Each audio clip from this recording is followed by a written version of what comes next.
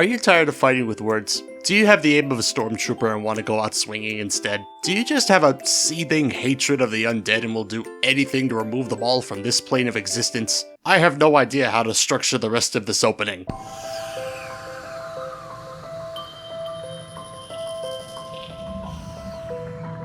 I think the rules are pretty self-explanatory, but I'll get to them anyway. Every kill I get must be obtained by means of punching. Any weapon that is not the fists is considered illegal in this run. Guns, grenades, rockets, wonder weapons, you get the point. It goes without saying that I can't shoot an enemy to near death intentionally and then punch them for the kill. Intentional use of something that's not fists in a way that kills enemies is considered illegal unless doing so is required to proceed. The only exception to this is tactical grenade contact when insta-kill is not active, as the contact damage dealt by them is so minuscule it might as well have done nothing at all. If any zombies die and I get a pop-up that doesn't explicitly say zombie melee kill, I failed the challenge. I am allowed to use equipment like decoys and concussion grenades provided physical contact doesn't kill the zombie. As stated, physical contact with the grenade cannot result in death in any way at all, whether it explodes or physically hits the zombie upside the head. As far as abilities and perk-a-colas go, I am only allowed to use ones that do not cause damage to enemies while having them or using them. This means my fair game perks are Juggernog, Quick Revive, Stamina Up, Deadshot Daiquiri, Tombstone Soda, and Death Perception. Elemental Pop and PhD Slider are banned due to their damage capability, and Speed Cola and Mule Kick ended up being useless in the context of the run. For abilities, we only are allowed to use Aether Shroud and Healing Aura, as they have no damage capability. At least, not intentionally. You'll see what I mean. I should note that a good amount of what you're about to see is me punching everything to death, so don't expect too much in the visual department and be prepared for repetition. I will skip over a lot of the stuff that I've already went through because I don't want to repeat myself halfway through the video 800 times. Trial and error is the name of the game, and good mother of God, there was a lot of both of them. Let's begin. The first few rounds of this are absolutely trivial. Most zombies up to round 6 will go down in 1 to 2 punches, which is a pretty good indication of the early game being fairly simple for the most part. I can focus primarily on punching zombies and racking up points. By round 3 I opened the first 2 doors and got myself out to the pond. I filled up on liquid fish and got back to the grind, focusing on getting down to the particle accelerator as fast as I could. I popped Aether Shroud for the first time, initially suspecting nothing of it and believing it wouldn't f*** me over. By the time I got to the Dark Aether, I got started getting the first pieces needed for the Die Machine upgrades, the fuse in particular, as that's one of the easiest ones to get first. This box has to be opened by being shot at, you're not allowed to punch it open, but since this is not a zombie, we're allowed to shoot this weapon. It's technically a legal move. My first dog round came around round 7, and it proved that Plague Hounds would be a big pain in the butt in future rounds to come. If you're using a gun, then normally it's fine, just keep moving and keep shooting. The thing is that when your weapon is literally your own bare hands, it makes it very easy for the dogs to swarm you and bring you down to near death, especially if you have a train of dogs following you around. By round 8, I got back into the ether and started collecting pieces for the Aether Scope. Dogs became a problem again since every time you pick up a piece, a handful of low health dogs spawn, so you have to deal with them and the zombies surrounding you. I kept finding myself getting bottlenecked by zombies in multiple areas, particularly in narrow hallways with zombies coming from both sides. Usually Aether Shroud makes this a non-issue, but when you have to wait for the ability to recharge via kills, and again, you can only go out swinging, that makes it something you really need to save. Maybe a 10-2 will fare much better. I lasted a little longer in the second attempt, but I decided to make my primary focus getting to the power as quickly as possible. I think where I went wrong in the first attempt was working too hard to try to get perks first. I'm thinking like I'm playing with a gun when I should be focusing more on the objective and getting that taken care of as soon as possible. I started doing the old tired and true zombies tactic of camping near a window while repairing and killing to maximize the points I get in early game rounds. This time I was able to get down to the power by round 5 and throw myself into the Dark Aether a little earlier using the same build and kill tactic to build up points. I got the Pack-a-Punch up and running while working to outrun the dogs as best as I could. Unfortunately, I can't waste my time running around being chased like I'm a sentient bag of bacon strips, and I need to find a way to properly deal with the dogs at some point. I made use of the elevator portals as much as I could to move a little faster to get the pieces, and by the time I had all the parts I needed, a massive train of dogs was chasing me around the pack room. It seemed that just running around in circles using the shape of the room to build a dog train worked here, and once I got down to one last dog, I bought some Juggernog and armor and got to progressing the Easter egg as far as possible. I built the Aether Scope and got to interviewing Casper and friends to get the password to get the computer that controls the big radioactive tube hanging from the ceiling. Unfortunately, I thought I got all the anomalies when I actually didn't, because when I got out of the ether, I couldn't access the computer.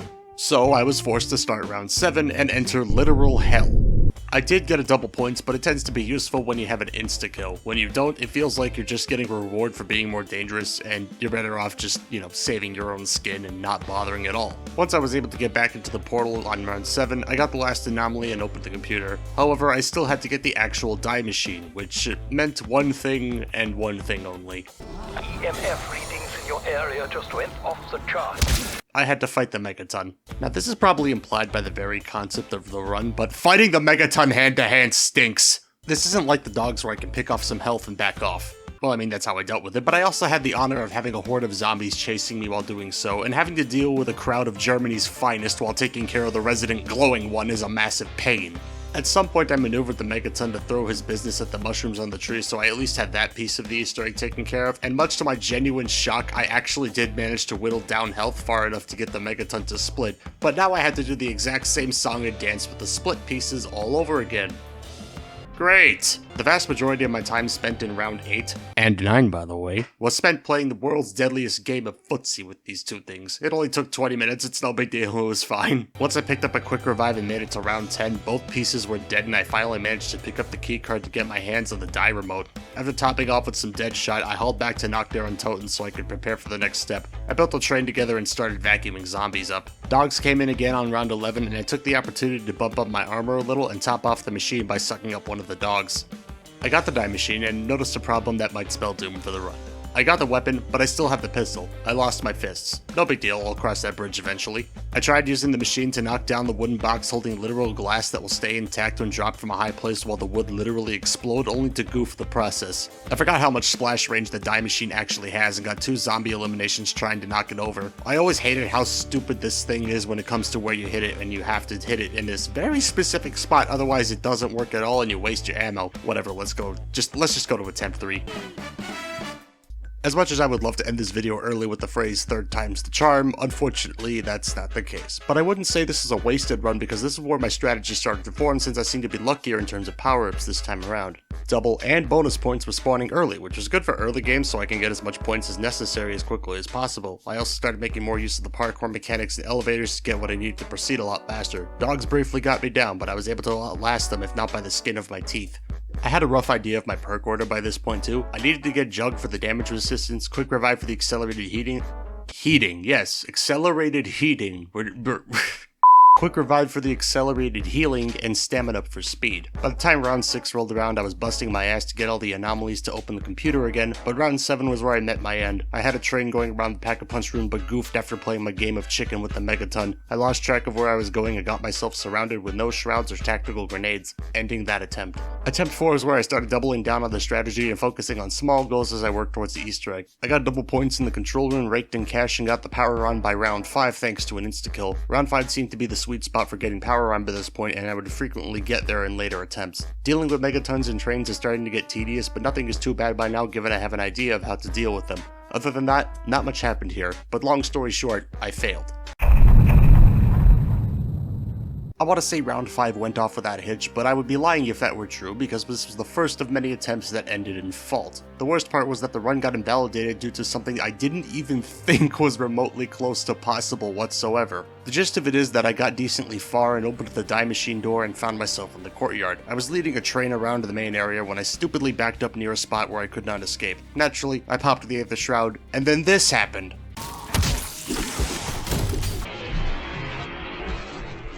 For those unfamiliar with modern zombies, a zombie elimination prompt comes up when a zombie is killed by non-critical means. This gives you 90 points instead of 115 a critical or melee kill gives you. I don't know how or why a zombie was killed the very instant I used the shroud, but this technically makes this attempt invalid because whatever it was not the result of Fist becoming acquainted with Face. The state of this video looks pretty bad right now, I know, but don't worry, it gets worse.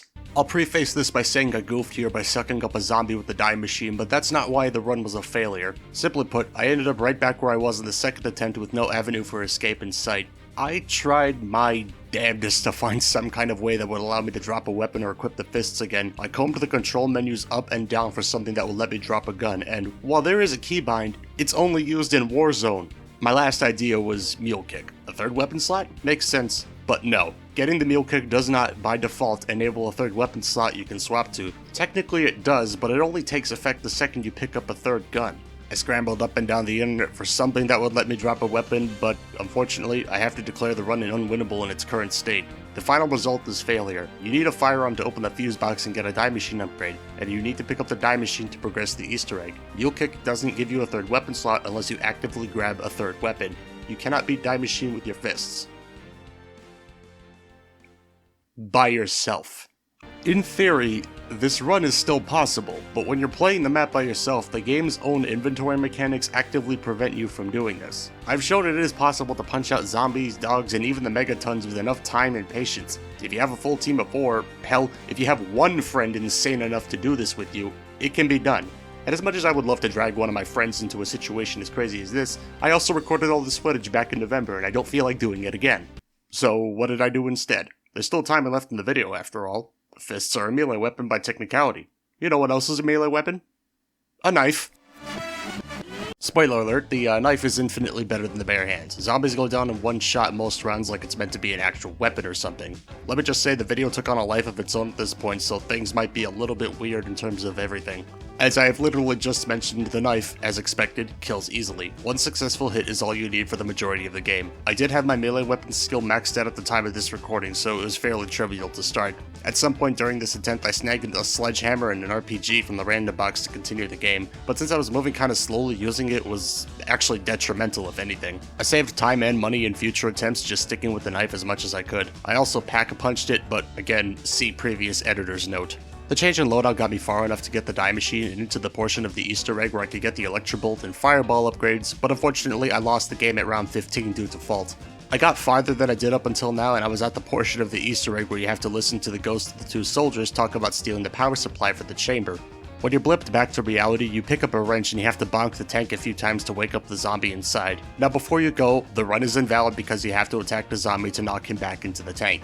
That is true, but it doesn't invalidate the run. All kills have to be with a melee weapon, and I made it clear earlier that I'm not allowed to attack a zombie to near death with a firearm and then kill with a knife or fist. The zombie that climbs out of the tank does not need to be killed.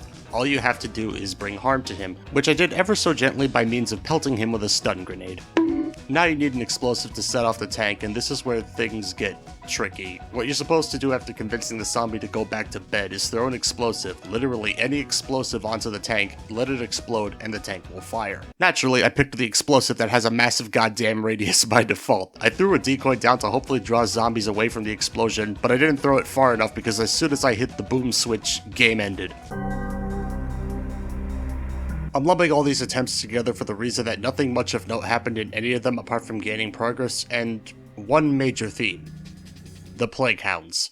The Plague Hounds, upon being killed, function very similarly to the Nova 5 gas upgrade that you get from the Die Machine, creating this little pocket of gas that when a zombie walks right through it, takes damage over time. So if you're not paying attention, you overwhelm heaven with too many dogs, you can end up sending a zombie right after it. And I shouldn't have to tell you that death by dog farts is not the same as committing surprise surgery. A few attempts ended this way, but I was eventually able to get around it by focusing on the human zombies first and saving the dogs for later. The 5th attempt with melee was the farthest I had gotten, right up until a dog killed a heavy zombie which I simply couldn't allow. Thankfully, through a combination of luck, something resembling strategy, patience, and a whole lot of swearing, I did manage to push even further towards the end. It's attempt 7, it's round 20, and I've once again gotten the megaton lured into the decontamination chamber. I only have the knife right now, but that's no skin off my back. I immediately sprinted towards the dead shot and ran back upstairs to get the last anomaly. It took a couple of minutes to get a few extra points, regain some armor before picking up the letter to trigger the final boss. I let Big Ugly vent about his stupid family and got to work. The strategy here is simply kill,